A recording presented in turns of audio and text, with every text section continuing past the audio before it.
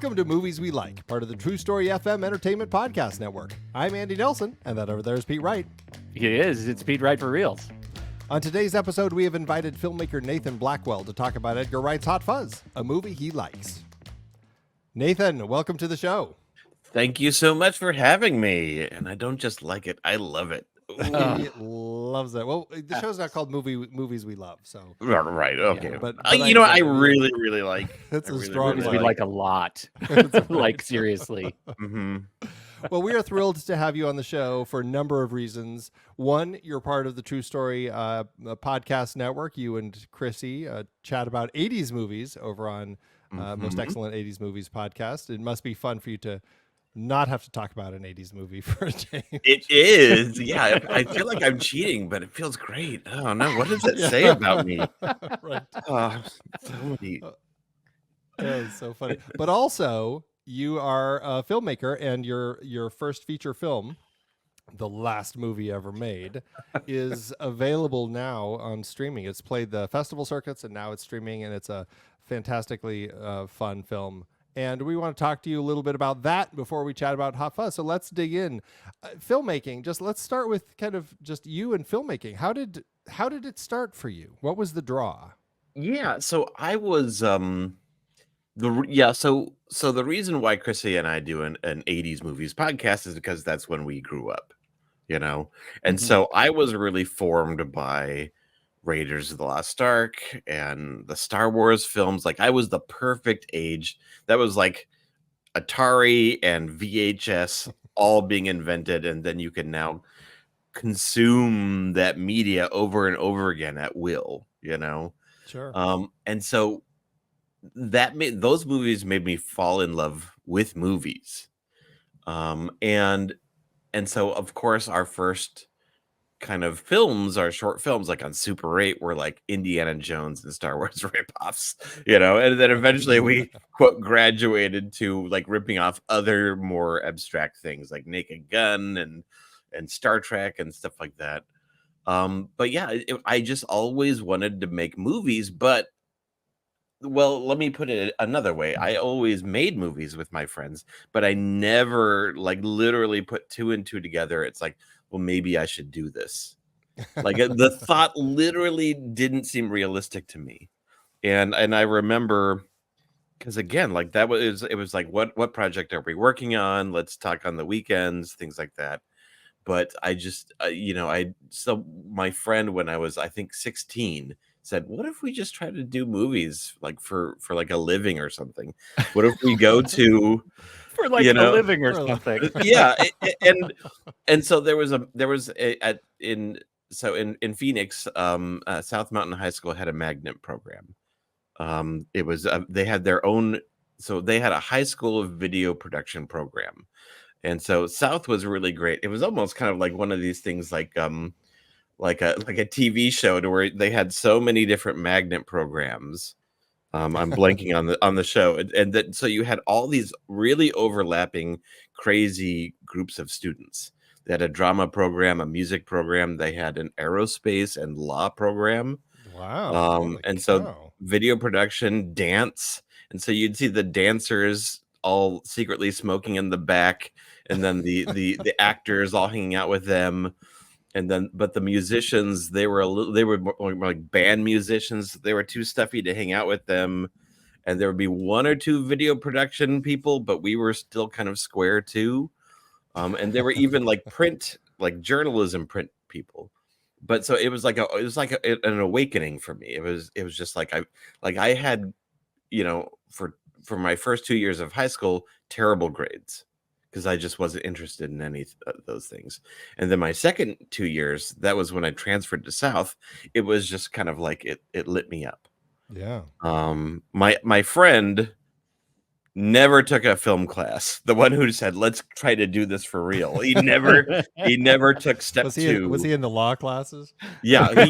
Yes. He became a lawyer, but he was also a trained musician. And now he's starting writing novels. Wow. But okay. but yeah, so and so that was really the thing. And so the last movie ever made is actually my third feature film, but it's the first one to get distributed. Gotcha. Okay. So the first one, so I was kind of like, I had this energy, this trajectory. So at this point, this is the 90s. And so this is when Miramax and Tarantino and El Mariachi and Kevin Smith, and it was like the resurgence of indie film. Like, let's go get it. Let's do it. If you build it, it will come. Like, all you have to do is make a movie, and then you'll get into Sundance, and then your next movie, then you'll get to make a $2 million movie, and then you'll make a 50, like it was the dream. They were at that point selling the dream. And so I totally was into it. It was easy to buy into with all those stories. Oh, yeah. That's all you saw. And it was one success story after another. And so we made a $50,000 feature film on film, and we didn't get distribution. Wow. It's because first of all, I was a 22-year-old kid. And it wasn't my money. It was my producers. Like, my producer had found the money, but it was like he had cobbled together family and friends. So it was 2,000 here, 1,000 here. Yeah, sure. And that created our budget. Kind of typical indie first budget sorts of financiers. Yeah. And we had no idea of what to do with the movie once it was done. Like, no idea. Like, it was so opaque. There was no understanding of how you hustle and even get how the process of navigating film festivals and getting. Was it just because I mean, having come from those same kind of background, you send a film off to a film festival and you get a rejection. You're like, well, I guess that's it. I guess I'm done. Nobody, there wasn't anything teaching you well, this is how you do that sort of thing. Absolutely. This is pre-internet, So you had to go through magazines and books, and so so there was kind of I was crestfallen. I didn't know what to do. Again, at that young of an age, I didn't have a good mind for business and things like that, and so there was kind of a what I call the dark period, to where I wasn't shooting things again. Yeah. I was writing things, but I really wasn't making things and putting them out into the world. I had lost a lot of confidence in myself. So then it was kind of 2005 that I started to want to make things again. So I'd say it was maybe about 5 years or so that I thought of myself as a filmmaker, but I really wasn't making things. I just want to name check these properties. You're talking about Forever Midnight, right? Yes. That's your first film, 1999. Do you think the problem with that film was that the title was too close to the Geraint Davies titled Forever Night about vampires? No. That's close. It was actually, as we were in production, Ben Stiller came out with Permanent Midnight. Yeah. And I felt like that was a bigger blow to us. No, the problem. So there was, I think the biggest problem, other than us being total crap businessmen, was. Okay, so we'll take that as table stakes. Yes. So that was, let's say, okay, that's 50%. Okay. But I'd say the other 50% was that I was a 22-year-old who just not. The movie itself is not entertaining enough to warrant 100 minutes long. It's kind of like a American Graffiti, My So-Called Life, very slice of life. If I had made it over again, life experience, but just filmmaking experience of how to tell a more engaging story. Mm-hmm. That would have been the thing. And honestly, it was a little out of my wheelhouse. I make comedies. I make genre comedies. And it's now I have to be a serious filmmaker. I got to make a serious movie. And that's the first feature that you work on, that you direct. Yes. That is the thing that is furthest from your wheelhouse. Great. And so it was I've got to be a serious filmmaker. I've got to make a serious film. Yeah. Right. And so. Well, and I will say Forever Midnight, it does sound like the film you're describing, and the film that you wanted to make sounds like the constant epiphanies of Billy the Blood Donor. It sounds like you Yes, found your way that again. was an overcorrection. Yeah. And so the downside of so in 2005, my brother Logan, who acts in a lot of our stuff, he wrote a play called The Constant Epiphanies of Billy the Blood Donor, and it was kind of a big hit. It never actually got like a full production, but we did stage readings and things like that. People really liked it. And so me just wanting to make something fun said, let's make it. It's a, you know, it's not too complicated. It happens in a number of different locations. Like, he was a bad playwright. He wrote plays like movies. It's like, oh, okay, we've got 20 locations and 20 characters. But it was fun and silly. Why does this play keep being written as cut to and fade in? Right, exactly. Yeah, he it was it lended itself to kind of more of an abstract, like, black box production rather than like actual sets. But so the problem with Billy the Blood Donor was that we just wanted to film something and to do something fun. And so the experience of itself was absolutely worth it. But we ultimately just made a $4,000 feature film, and it looks like a $6,000 feature film, you know? Yeah. And so it's definitely fun and enjoyable, and it has a lot more of my style into it. But we shot it on a DVX 100, and it looks like it, and so low production value. It didn't lend itself to a lot of film festivals or getting like another traditional distribution. Like, it looked like a backyard film. Yeah. Because it was. And so that's kind of why the last movie ever made, in a lot of ways, feels like my first feature, not just because it's the first one to get distribution, but it was the first one going into it. It's like, I kind of knew what I was doing, you know, like, I saw the end experience of it. It's like, okay, we're going to make it. I now know how to kind of make a feature film.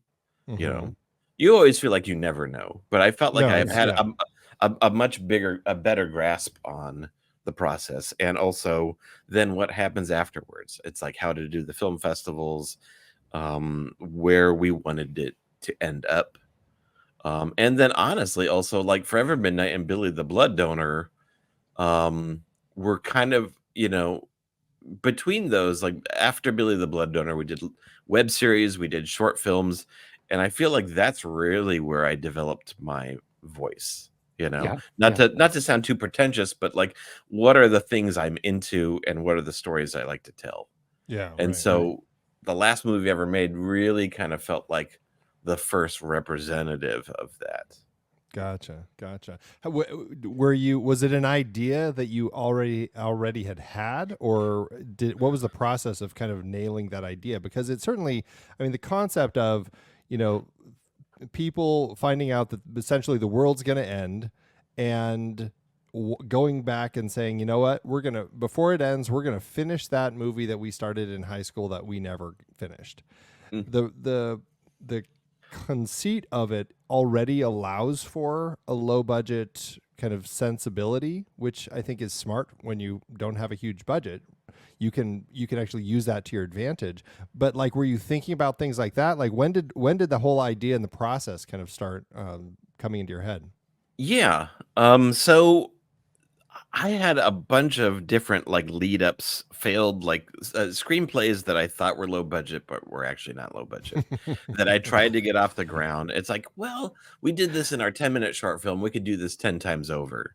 So like, a zombie comedy, you know, like a feature adaptation of our web series, Voyage Trekkers.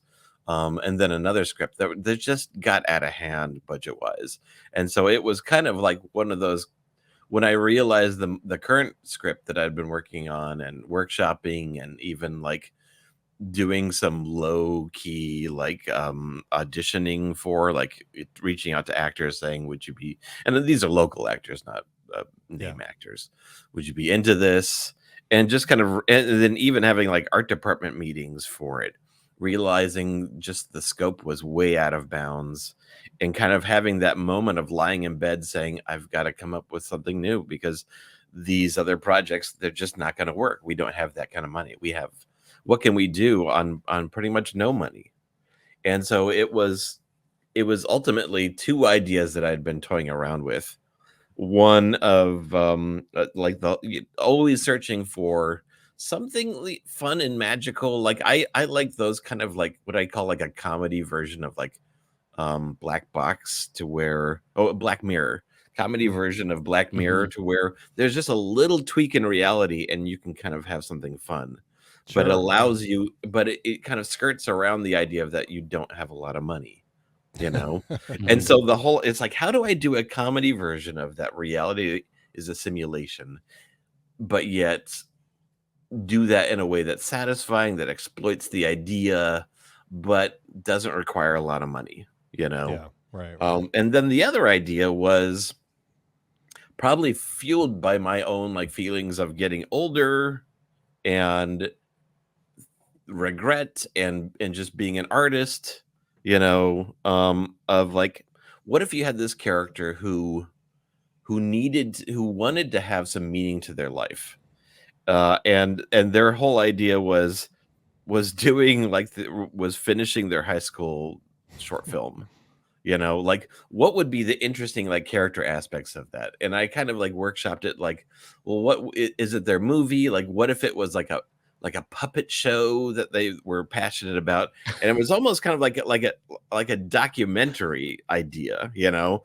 of someone so committed to something so ridiculous, but it was so important to them. Like what is the character, like what's the character interest in that person, you know? Yeah, right. And so it was those ideas kind of like smashed up together after a night of drinking, you know, and produced the idea of like, okay, so what if our main character finds out that reality is a simulation? So that gives us an opportunity to have an end of the world scenario but skirting some of the typical cliches. You don't have to deal with explosions or solar flares or exactly. Like, you know, like, are people still going to work, you know, like power outages, people like burning cars, you know, things like that. And so you could kind of have kind of a Hitchhiker's Guide to the Galaxy ridiculousness to it. Yeah. Of like the voice saying, apologies for the inconvenience. Perfect. You know, it's just perfect. Well, and you know the other thing, you really, at least I can feel the 80s sensibility that you bring to this movie. Like there is a sort of sincerity that I feel when I'm watching John Hughes. You know what I mean? And the fact that it's about movies, I think I'm glad you didn't go with a puppet show. I think that would have been absurdist. But the fact that you went about movies is something that I think is more universally relatable, because I think we all have a little bit of that thing where we want to finish the thing we didn't finish when we were younger, right? It doesn't have to be movies. It probably wouldn't have been a puppet show, but there's something, right? And that I think makes it really touching that he's able to do this, and to do it at not to do it better, not to Fableman it, but to do it the same as he did it in high school is chef's kiss. It's really great. And it's also, by being a movie, it creates community. Like if it was writing a novel, like I've got to finish that novel. Oh, great. Then we're just watching him sit in a room by himself for the rest of the movie, you know, snooze. But film, that's, you know, filmmaking creates such community. And that's, I think, such an important part of that, of being, you know, in the film community, making a film. You really kind of create this family of these people that you're working with day in and day out. And that's a valuable part of this story, because it's bringing people together who hadn't seen each other since then. It's helping him reconnect with his ex-wife. You know, neighbors that he hasn't really talked to a ton kind of come in and become part of the core thing. And that's what's nice about it, is in this time when everybody is about to have their lives switched off, essentially, they're able to find that connection with one another. Yeah, it was one of those things that I got into it, and you realize, oh, I'm kind of channeling my love for movies like Ed Wood Yeah. or Bowfinger, or Right. I when I started writing it, I didn't realize that I was writing a movie about movie making, which is almost kind of like its own genre, Yes. Sure. to where you've got the guy with the crazy idea, he brings in a lot of misfits, and then they kind of find their own family. Mhm. Yeah. I Yeah. knew that I was making a movie about someone who was alone and isolated and was kind of creating a family of misfits, but I didn't know I was sliding right into that kind of specific genre until I was like halfway through it. That's funny. That's funny. That to me is like the heart of the movie, and you didn't even know it. Yeah, yeah. But and the thing is that I love those kinds of movies. Yeah. Sure. Like specifically, I think Ed Wood was influential on this one. Yes. Talk about Tim Burton's Ed Yeah. Wood. Yeah.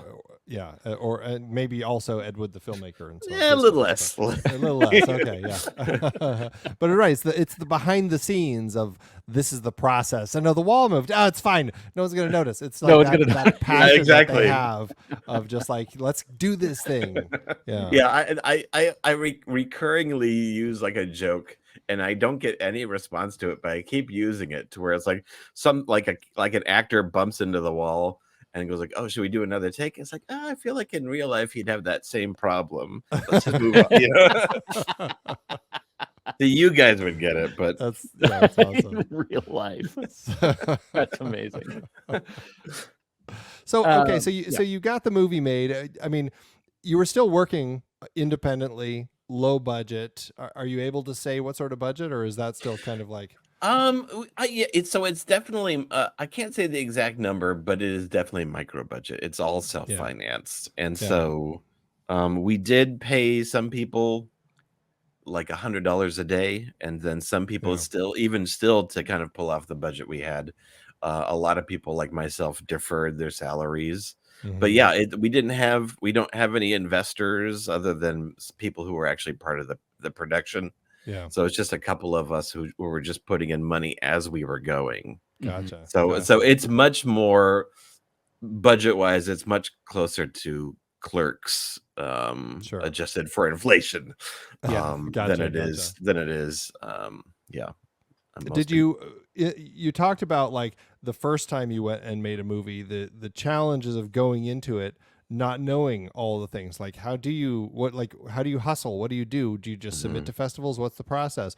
What's changed between the late 90s and now when you were reaching out to festivals and just kind of like starting this whole thing? Because it's also, I mean, there's a lot more information out there, but it's also a lot more aggressive in the things that filmmakers need to do to kind of get their films found and into these things. So it's kind of become a bit of an arms race and diminishing returns, to where I would say every decade there's been less people purchasing independent films.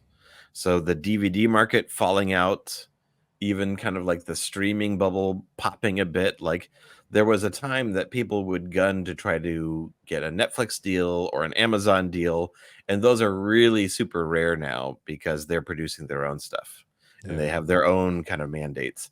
And then there was and then again there was times where you can get on Amazon Prime, and as an independent you could make money for the streams, and then they cut the revenue that you would get by like 1/10.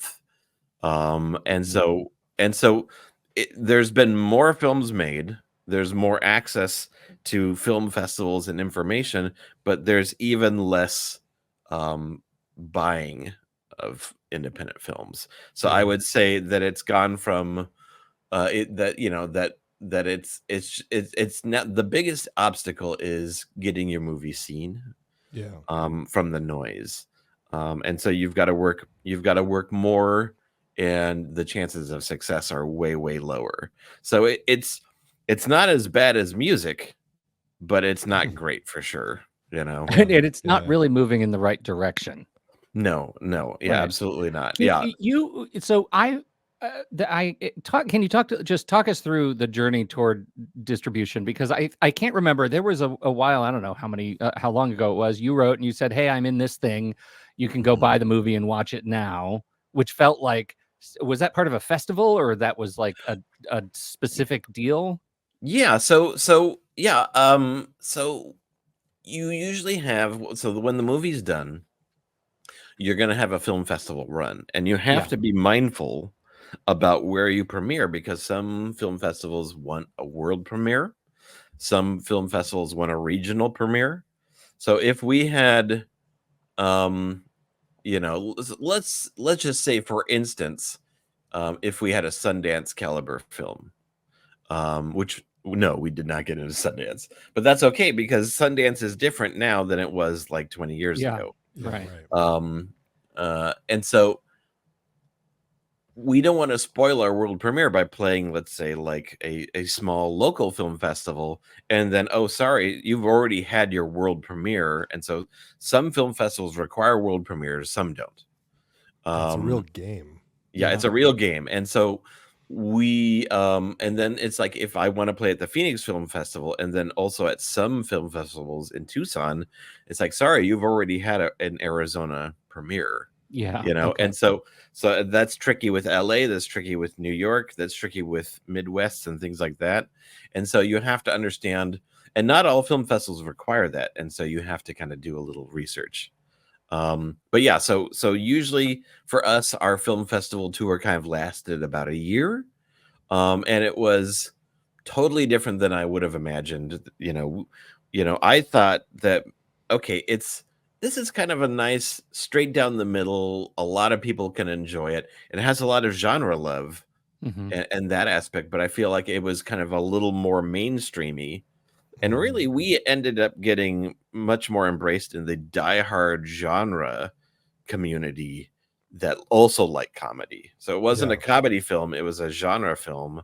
So we actually got into a lot of horror film festivals that programmed us as counter programming. Like, here's a little mint. You just saw people getting chainsawed. Right. Welcome to a palate cleanser. And they loved it. Like, when we would get into Chattanooga or Popcorn Frights or Film Quest, like, the reviews would start rolling in on Letterboxd, and they were all about it. So that was awesome. Like, I never submitted it into a horror film festival, but I think we got into about 3 or 4 of them. Because it was just, they would reach out to us. I saw your film at Chattanooga. Yeah. So yeah, we played. I was only able to go out to a couple. Phoenix Film Festival was an amazing experience. But yeah, I was only able to go out to a couple. So now, ever since COVID, a lot of film festivals have an online portion as well. So we played at the Chattanooga Film Festival, but only in their online programming. We weren't playing there in person. So I was initially bummed by that, because I wanted to go to Chattanooga, because I heard that it was a really fun film festival. And so it was online. And so I was reaching out to people I knew. Hey, it's available online if you want to see it. You can buy a ticket.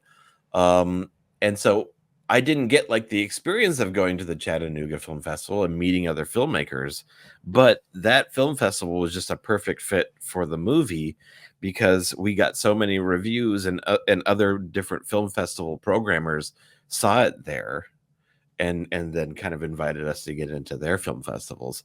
So yeah, it was ultimately really, really rewarding. Nice. But yeah, it's weird. A lot of these festivals are now doing an online portion of it, and I wouldn't jump at all of them. Or it's like, if we got into one that was in person and on live, maybe I wouldn't promote that we were also online, because I also needed, to a certain degree, to have a certain I needed some people to actually rent and buy the movie at some point. And so maybe like the last couple of ones that were in person and online, I would not mention the online aspect to it. Gotcha. And just the in person. But yeah, eventually what we did was that we reached out, because we don't know the world of distribution. I reached out to a sales agent that helped kind of navigate us through that world. And we had been getting solicitations by random sales agents that I didn't feel great about. It's like they would post the listings at a film festival, and on that day you would get like 2 emails from rando sales Yeah. agents, and it's like, Yeah. I don't know about these guys. And it's really tough because the world of micro budget feature filmmaking is not inherently profitable. Yeah, right. I compare it to amateur wrestling or minor league baseball, to where the system itself is meant for either you dip into it and you luck out, or you graduate to the next level. But there's just not enough money in the micro budget world to just make micro budgets. I'm sure some people do it. Again, I'm sure some people can make a career out of amateur wrestling, selling swag at the back of their, the in the trunk of their Somebody's car. doing it, yeah. But you have to work so hard to do it. Yeah. You have to work so hard to make your money in micro budget filmmaking, because honestly, people don't watch a lot of micro budget films. And when I say micro budget, I'm talking about really 250,000 and under. Gotcha. And usually it's more like 100,000. Yeah, Right. Real and small. we didn't have that.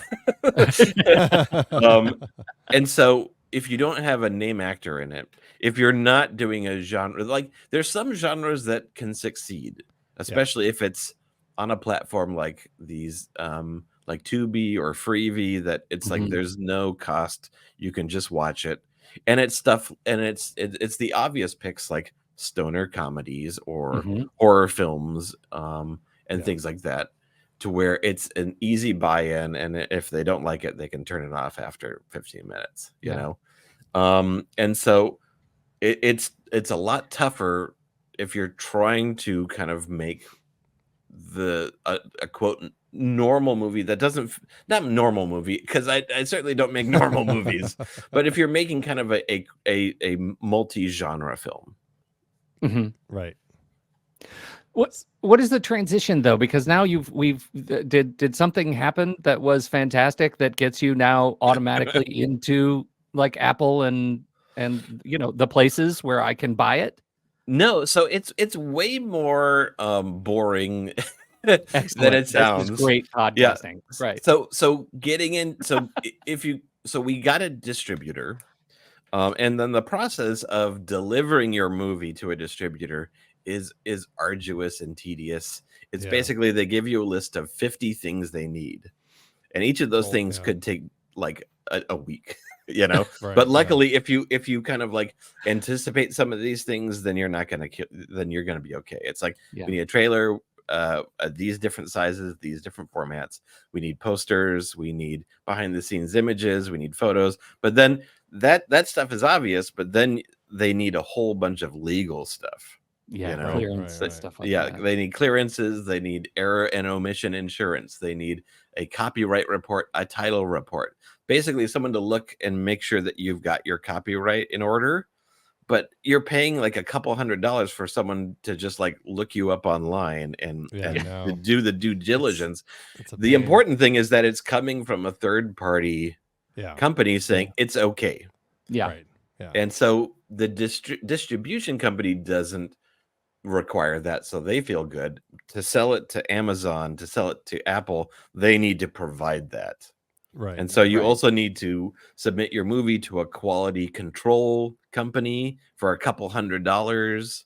And again, they're just looking at your movie and saying, okay, no drop frames, this is correct, this is right, closed captioning, all these different things. And so it starts to add up, and you realize that it starts stacking up into a couple $1,000s just to turn in your movie, Yeah.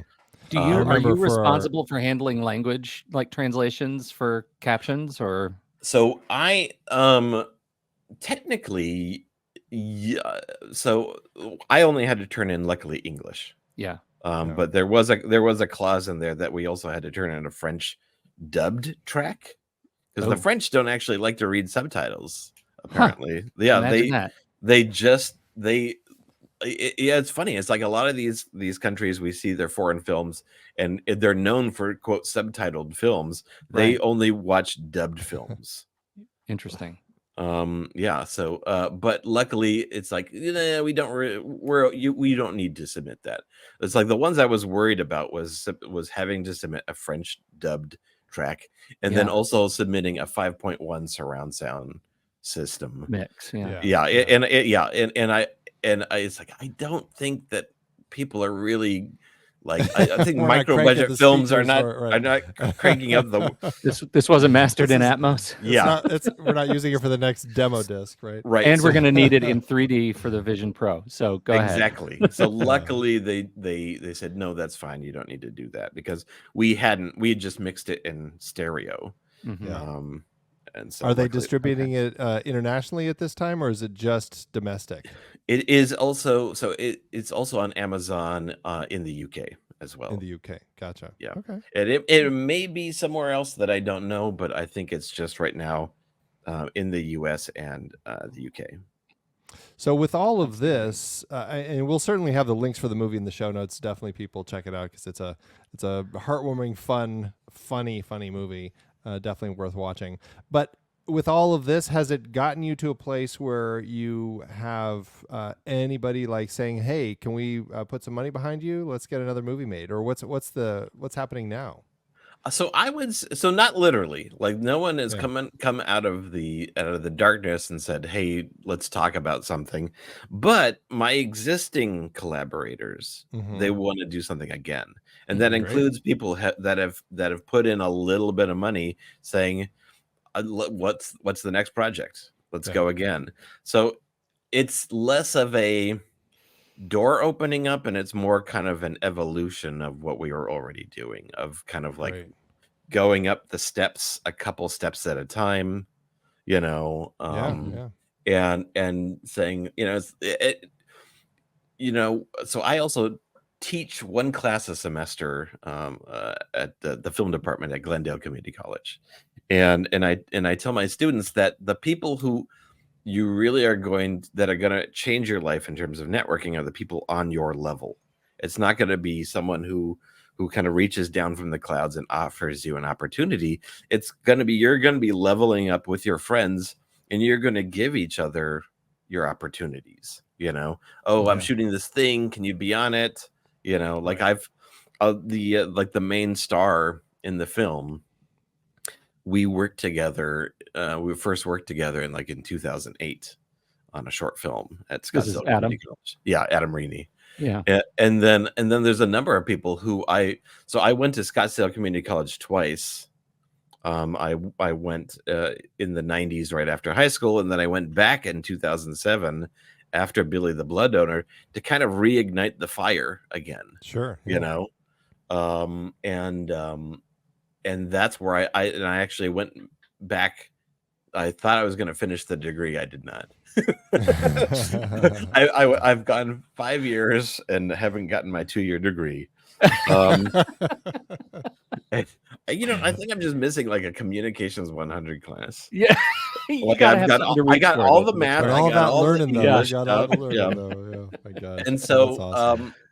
there's still a number of people from SCC that I still work with today, and that's kind of become our community. Yeah.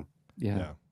That's awesome. But no one gives off that your local Nathan Fillion vibe like Adam Reaney. It's true. Yeah. He's got something. Mhm, mhm. Yeah. That's awesome. We got to transition to the movie, Yeah. and I just have this question. You picked Hot Fuzz, which is amazing, but given the last movie ever made, I have to tell you, I'm surprised you didn't pick The World's End. Yeah. Well, that's a little too obvious, don't you think? No. Is it too obvious? No, it's funny. I really like The World's End, but I love Hot Yeah. Fuzz for Yeah, Hot whatever Fuzz. reason. Superb. And it's funny because have you ever had this with movies that like some of your favorite movies, you kind of didn't love it the first time you saw it? Yeah. Like whether it was expectations or whatever, or you just weren't kind of We talk about like that all the time. Yeah. Yeah. you just weren't kind of prepared for the oblique like entrance into it. Like I felt like that way with The Big Lebowski. It's like, maybe next time. Like it didn't work for me. And then I'm still waiting for that one. Oh, really? Yeah. Yeah. And so the next time, that was funny. Yeah, we could revisit. That was funner. And then it just kept getting better the more I saw it. Yeah. It's not that I disliked Hot Fuzz, but I was like, no Shaun of the Dead. Like I had really loved Shaun of the Dead. And some of the things I responded to, other than like the kinetic filmmaking, was the kind of like the story of Shaun. And with Hot Fuzz, it's very different. Hot Fuzz is a little more of a cartoon. It's much more of a buddy cop movie, you know. Yeah. And so they were definitely going, like, the style is very similar, but it was a little less grounded, a little more hyperkinetic and ridiculous. But eventually, I ended up rewatching it and preferring that over Shaun of the Dead. Yeah. So I got asking you an important question. What's your perfect Sunday? My perfect Sunday. Yeah. No, but honestly, I think that a key part of this film, and this is why I think it's interesting that that you landed on this film, is that there is such an element of this film that is pulling from so many of the buddy cop movie tropes, of just action movie tropes. It's grabbing all of that and playing with all of it in a very clever, funny way. But also, as Edgar Wright showed us in Shaun of the Dead, he's able to use it in a way that even if the characters and the story is a little cartoony and really silly, you still end up having a lot of genuine heart in it. And I think watching our two characters kind of go through the motions of all the buddy cop tropes, like we're checking everything off all the way through, but then smartly like playing with them and twisting them and doing something different with them and using it to kind of give us something that feels different. It's spoofing on all that stuff, but at the same time, it's really kind of an homage to all of the joy that we get in watching movies like Point Break. You know, when Danny shoots his gun up in the air at the end so because good. he can't shoot his dad. Like, you totally buy into it, and you can see like it's exactly that same struggle that Keanu Reeves had in Point Break. And it works so well. But so many of these movies are from the 80s, and like you're growing up in the 80s and drawing on all of that stuff. I can see your draw to it. It's interesting though that your initial draw, and I very much the same for me. Like my initial draw was Shaun of the Dead. I saw Hot Fuzz and I'm like, yeah, it was great, but I don't like it as much as Shaun of the Dead. But the more I watched Hot Fuzz, just the more I'm like, it's grown on me so much to the point where I probably have seen it the most of the trilogy at this point. So well, because Nick Frost plays the same character, Simon Pegg does not, right? Like, and that was the jarring thing for me, is do I buy Simon Pegg not as Sean, right? And I because I love Sean so much. I'm sorry to interrupt. What were you going to say? Yeah, absolutely. Like, I think the thing I really respond to with this film is the genre bending, that it's able to go through these tones of being sincere and then being ridiculous. I mean, there's a scene where the entire building and everyone inside explodes, and it blows up so much that every brick is separated from the building. Right, and then everyone is just lying rubble. around. Are you okay? Are you? And everyone survives that blast. Yeah. That is the most ridiculous thing in the whole movie. But then there's other moments that are genuine and tender, and you get kind of this bromance between our two characters.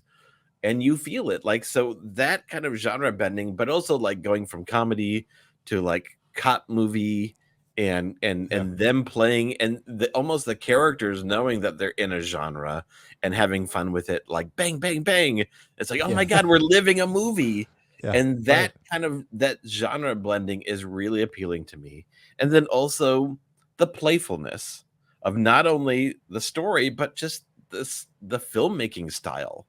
The filmmaking, the storytelling is so playful. Like the scene where Simon Pegg is early in the beginning, and he's talking to Janine, and he's got to go away, and it's like their official breakup moment, or they've already broken up, and he's basically just telling her, and it's secretly Kate Blanchett in a mask, and so that the playfulness of the writing and the storytelling is just so good.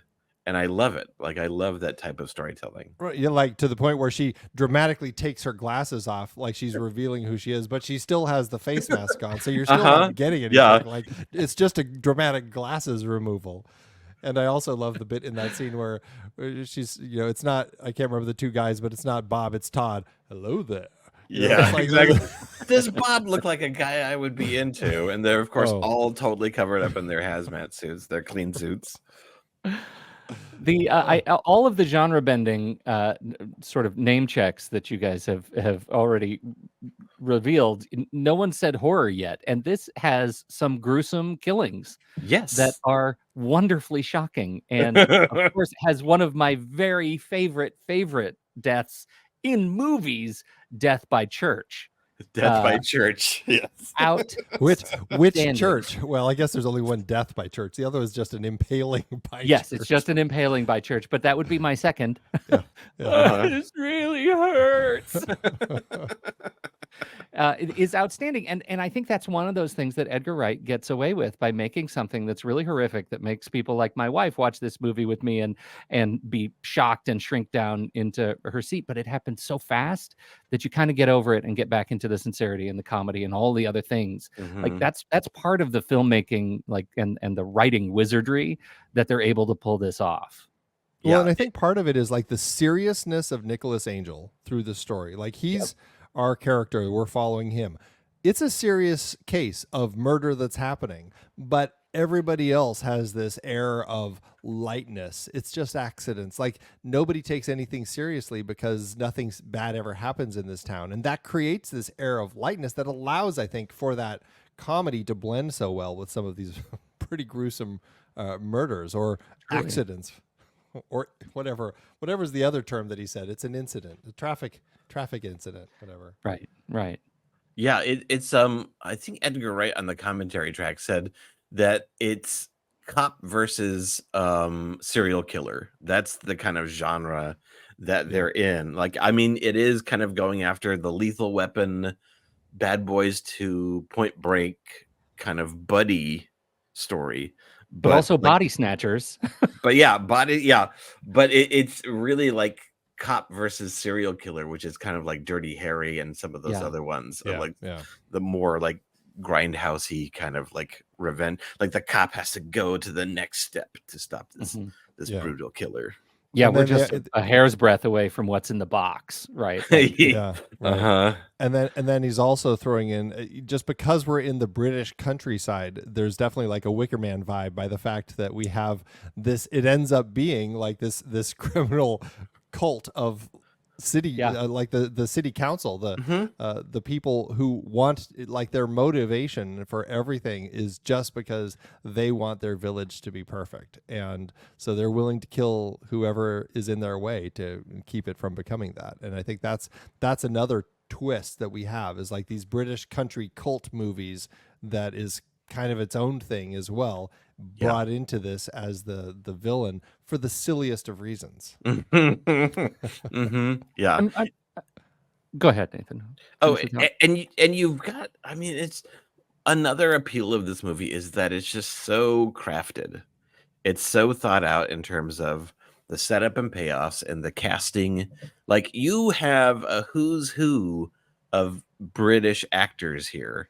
It's like someone said it's like they raided the retirement, like the British retirement home, and said, everyone, you're going to work today, you know? And it's just so fantastic. And you also get this other layer of the British don't get to make these big kind of cop action adventure movies. And we're going to do it, but we're going to own it. It's going to be the Bobby. It's going to be the countryside. There's going to be a swan. And we're going to lean into the silliness of it, but the wish fulfillment of it. Yeah, you know, we've talked a lot about story and structure, but I'm curious, you know, as somebody in you know, working so intimately in the micro budget space, like, what inspires you about this movie from the production side, from camera, from like, what are you watching for? I suppose mainly in terms of writing and how everything is formed and constructed and layered and introduced. But in terms of production, is just how well the camera is telling the story, and the transitions, and again, just the inherent playfulness of each shot. Like, Edgar Wright doesn't shoot coverage. Like, each shot is its own thing, which must be exhausting to make. But each moment is its own thing, and it's telling its own thing, even like the way that the close-ups are, yeah, and just how much fun and playfulness you can have with how you're doing a character entering into a shot, how you're doing like, a tilt up from another character, talking to them, like these inserts, like how much power and fun you can have with them is really the kind of thing. It made me think. Go ahead, Andy. Sorry. No, and Edgar Wright, I think, is really smart with that anyway. Just like the way that he and Simon Pegg working with him on the script, but then knowing how to put scenes together in such smart ways and quick ways to give us all the information. Like, I'm always impressed by the way that he cuts together the sequence of Nicholas moving from London to the country, and the train rides and the cab rides and the cell phone bar, just the cuts of watching the cell phone bars get smaller and smaller. And it's just done like that whole thing is, I don't know, like 15 seconds maybe. It's so fast, but we get everything we need to out of that in a journey to out to the country. They do the same thing with the reveal of all of the different hooded participants in the run at the end, right? So that's why every corner he comes around, there's another hooded person hiding behind some piece of set that is and they do that in like 7 seconds. They reveal the whole thing, which is fantastic. It made me think of the, like, you talk about the fun, but also the like sort of the complexity of the structure of having the run through the gardens when Angel does the jump over all the fences, and he gets to the last one, and clearly there was an acrobat hiding there waiting to jump off a trampoline to do that final flip. Like, that's a complex setup that is hysterical to lead up to the payoff of Nick Frost running through the fences directly.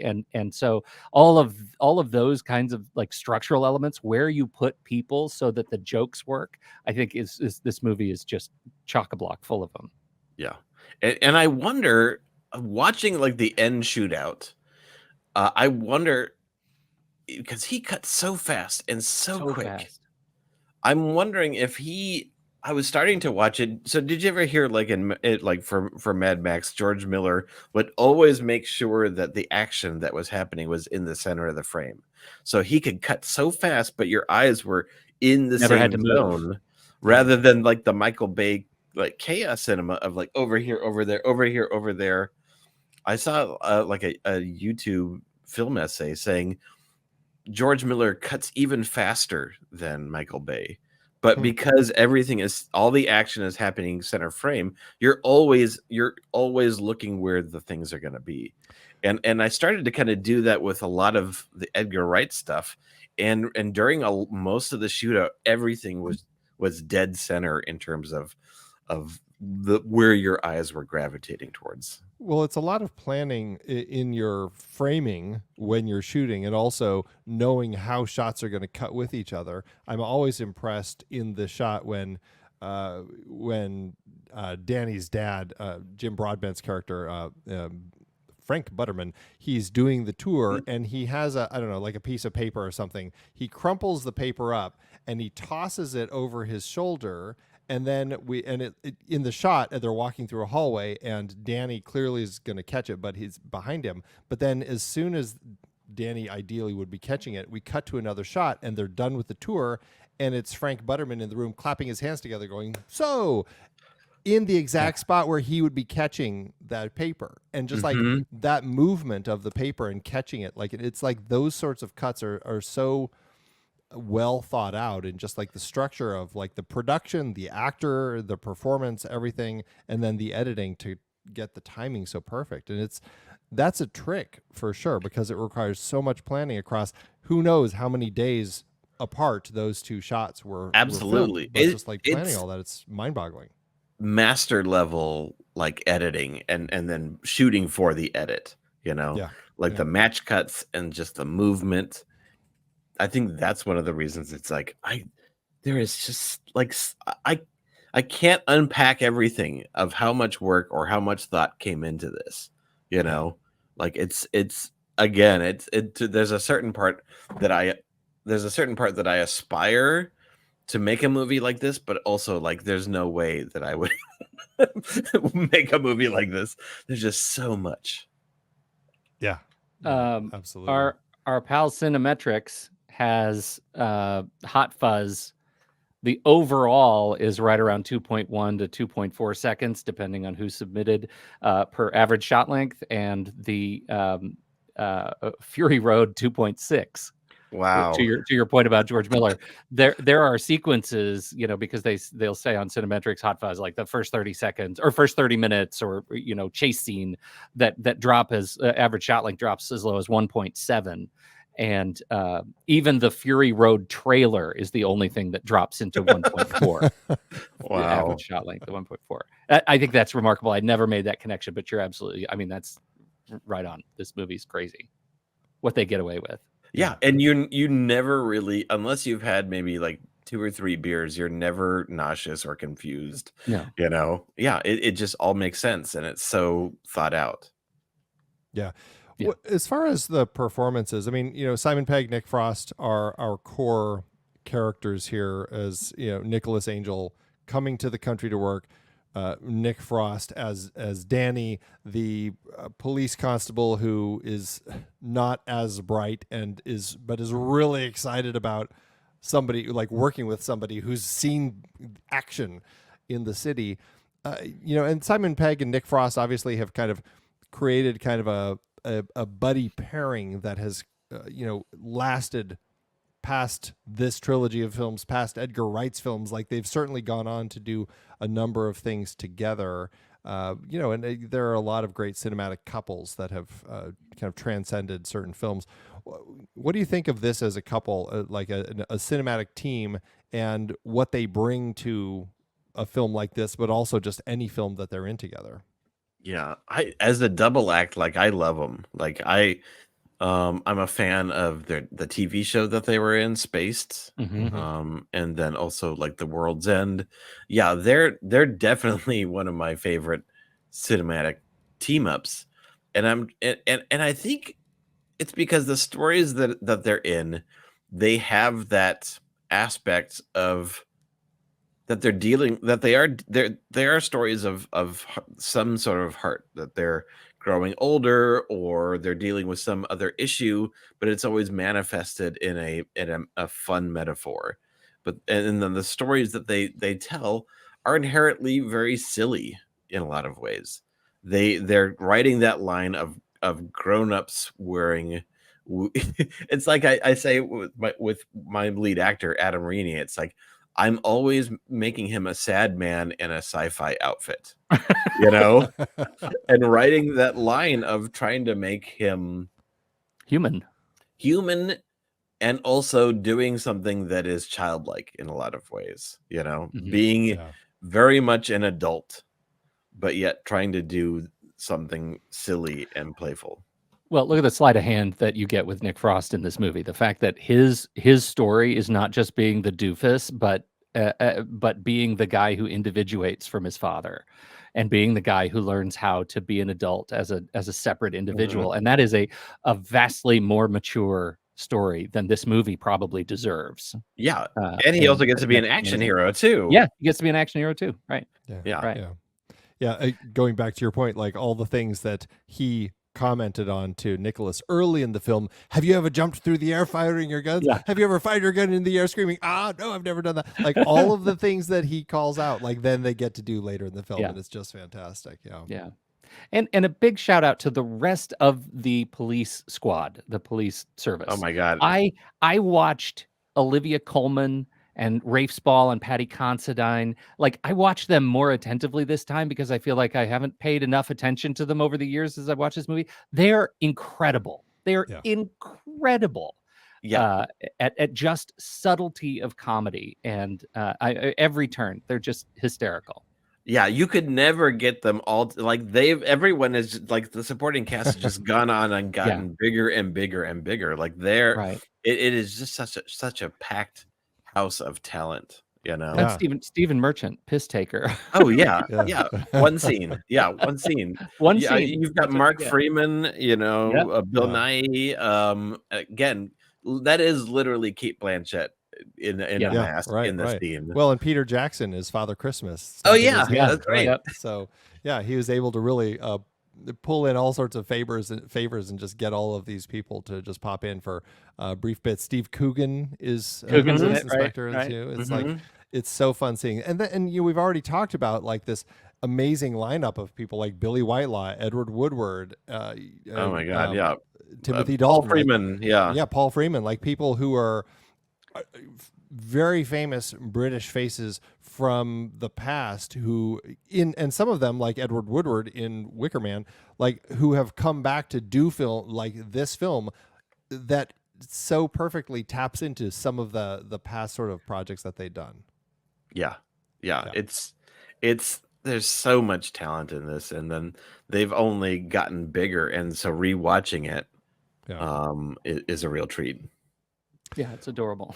It's really it's a cute sort of performance now that so much water's under the bridge for them professionally. What do you? Where are you with Edgar Wright and his needle drops? There's quite a lot of great hits in the soundtrack, which I think it's a really fun one to listen to. But what do you think of all of these? I was just watching it and going, oh my God, all the like we hear like a couple seconds of this song, a couple of seconds. That must have been so expensive. Yeah. I just think about the music budget. But yeah, that's another thing. I don't know. Edgar Wright, I don't know. He must not have any free time or have no hobbies. But yeah, he's super into music and super granular into all of that as well. That flies right over my head personally, but it's so well done. Yeah, and I think there's that level, and you were talking about kind of like the generational groups of people coming up, and I think that there is something about filmmakers like Quentin Tarantino and Sofia Coppola and Edgar Wright who have a sense of music almost as much as they do the film industry, right? They really have tapped into all of that too. And they're able to pull some tracks like, Village Green Information or Village. What is the Kinks song that they have? The whatever it's called, the society. But you're able to pull the Village Green Preservation Society. You're able to pull these tracks. That's not something that I feel like I've heard in movies before. Yet it ends up fitting so perfectly in kind of like this tour of this perfect little village. And I don't know. I love these filmmakers who really have a handle on grabbing songs for the soundtrack that just don't feel like the same song that I've heard a gazillion times because it worked in one movie a while back. They're coming up with something different. Yeah, he's got they're deep cuts, and most of that flies over my head, but it feels great. It feels like the perfect moment, like it was written for each of these, and it's a unique soundscape that doesn't feel like they're just kind of regurgitating some of the same tracks. But like you said, I mean, what's so brilliant about it is that you don't have very long to appreciate it. It just you moves on to the next thing so fast. There'll be a super jarring match cut or something that'll take you away, and the music goes with the cut. And I find that, I mean, it's no Baby Driver in that regard, but it's there, and you definitely get I feel like all of the Edgar Wright sort of quintessential transitions play with the soundscape too. So you get those fantastic like walk by transitions and the music goes away too with the body. It's just it's amazing just how precise it is for a movie that is as goofy as it is. It's really great. And you get the sense like there were a couple of specific needle drops, like expensive ones in Shaun of the Dead, but not many because it was such a low budget film. Yeah. And so you really get a sense like he is like busting out the catalog and really going for it for this time around. Well, Yeah. Shaun of the Dead, all the needle drops were that entire budget was spent on the records that they threw at the first zombie. Like that was like that was the appreciation of music because they couldn't afford to play it, so they were just talking about the albums as they threw them. I thought that was really brilliant. Yeah, that was very funny. Yeah, I think it's mostly just like the Queen track that I can think of with Shaun of the Dead that is just so prominent. Yeah, which is Right. Again, That's it. That was a whole budget. Perfectly used. Yep. Perfectly used. What else about this film? Like it's grown for you as like one of your favorites. It's something that you just can't get enough of. What else about it makes it like it has allowed it to grow so much in its esteem for you over time? I would say also just kind of like the Britishness of it, you know. Yeah. So I went to England last year, and I was so like, it was so hard for me. I was gonna go to Wales where they shot Hot Fuzz. Yeah. And it was so hard for me to cut that. Basically, I had to decide: am I going to Wales or am I going to London? You know, it's like, oh, okay, sorry, Wales. Like, it was, but just the idea of you know it being a unique world and a unique feeling, and again the British countryside. You know, I see plenty of like BBC murder mysteries in the British countryside, but not a lot of action comedies in the British countryside. You know, so there is kind of like a destination aspect to this movie. There is a certain degree of travel to this movie, which is really fun and appealing. I did have when I went to the UK, I did have a blue cornetto and a red cornetto. Okay, which is green one now. I haven't done the greens are hard to find apparently, but yeah, I don't think we've mentioned it, but yeah, the Edgar Wright, Simon Pegg, Nick Frost movies are called the Cornetto trilogy. Yeah, right. Which is basically like it's like a freezer, like the ice cream, the drumstick, like the American yes, drumstick. they're a lot like that, flavored. Yeah. Yes. Right. Yeah. What are the flavors? I've had all kinds of drumsticks, but what are the flavors? Raspberry, I assume. Yeah, I lime. think, I don't know. Right. I wonder what the green one is. That's the one with the world. I'm assuming it's like a mint chocolate chip sort of thing. Oh, yeah. That would be it. And I think blue is pretty normal. I think blue is like vanilla, maybe with some like caramel on it, and then red might be strawberry or something like that. That would be my guess. Yeah, interesting. This week's show is sponsored by Cornetto. Right. I'm looking right now. They have a variety of flavors: strawberry, mint chocolate, nut, lemon, whippy, which is yogurt flavor with a chewy chocolate, Valentine's Day flavors, and Cornetto Soft, which is soft ice cream that comes in chocolate chip, cookie dough, royal strawberry, unicornetto. Ooh. Dragon Cornetto, vanilla, chocolate, royal chocolate, and double chocolate. The Cornetto Soft is sold on the street by vendors and is made on the spot with an ice cream dispenser, but the other flavors are pre-made and factory packaged. So, they also have a flavor called Cornetto Enigma, which consists of cookie and cream, raspberry, and double chocolate flavors. Wow. Yeah. I think they overshot the mark. just a few. That is amazing. You know, we're getting close to the end here, but this is a film that is so incredibly full of tropes. It's just like part of the joy of it. Do you have any particular favorite tropes that they tap into that are from action movies, buddy cop movies, any of those sorts of things that you see it and it's just like, God, this is so enjoyable the way they're using this trope? Ooh, that's a tough one. Pete, I'm curious about you too. Oh, well, it's the gearing up montage at the end. Oh, yeah. He comes out with the horns of guns. Yeah, right. Yeah, that's my favorite. Yeah, absolutely. That's fantastic. I really love the I guess like the first scene of like bromance where they're like watching Bad Boys 2. They're kind of drunk where he's dropped his guard. Nicholas Angel's dropped his guard, and they're playing that kind of Lethal Weapon buddy comedy thing to where it's just teetering on almost romance, you know.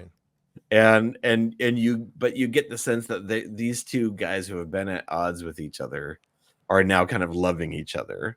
Yeah. And they're even leaning into like that musical soundscape and the way it's shot. It's very Lethal Weapon or Tony Scott, you know. The way What's funny? That's really the setup to the punchline to that scene is later when Frost asks, "Did you really buy me a peace orchid?" Yeah. It's been impounded. Uh-huh. A peace orchid, right? And I also really love the moment where all the squad, the other members of the police station flip and become like on their side, and suddenly now everyone is busting each other's balls and loving each other too. It's like, don't be in a twat, okay? Like they suddenly have a brand new dynamic of that pivot of going from adversary to now I'm right on your side, and now we're best friends, and we're gonna like break each other's balls, and even to the point of absurdity. He hucks the trash can at him at his head, and they just laugh it off. Like, I love how they take that which happens, and they just dial it all the way up until the dial practically breaks off. Practically sitcom. Yeah. It's perfect. So funny.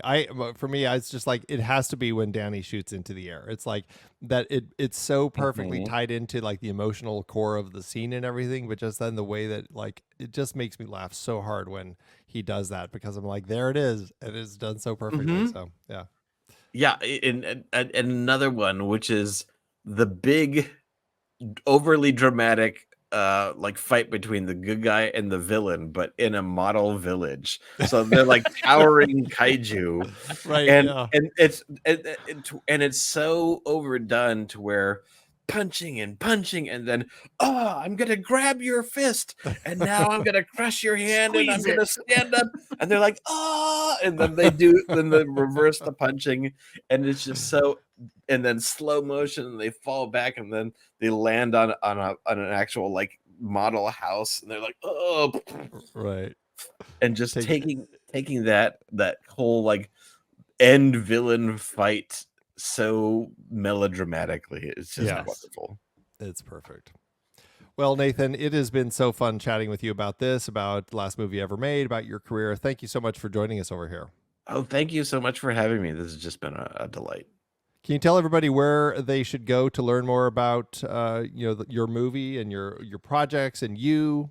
Yeah, so the last movie ever made is now on Amazon and Apple TV in the States, and then on Amazon in the UK.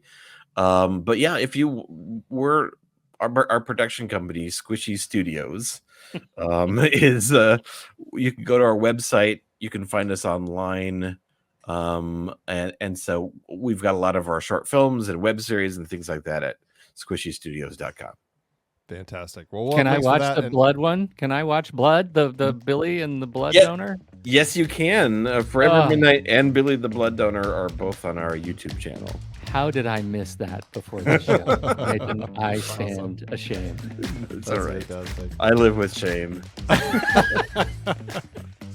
Well, it has been so much fun chatting with you. Thank you again so much for joining us. We really appreciate it. And for everybody else out there, that we hope you like the show, and we certainly hope you like the movie like we do here on Movies We Like.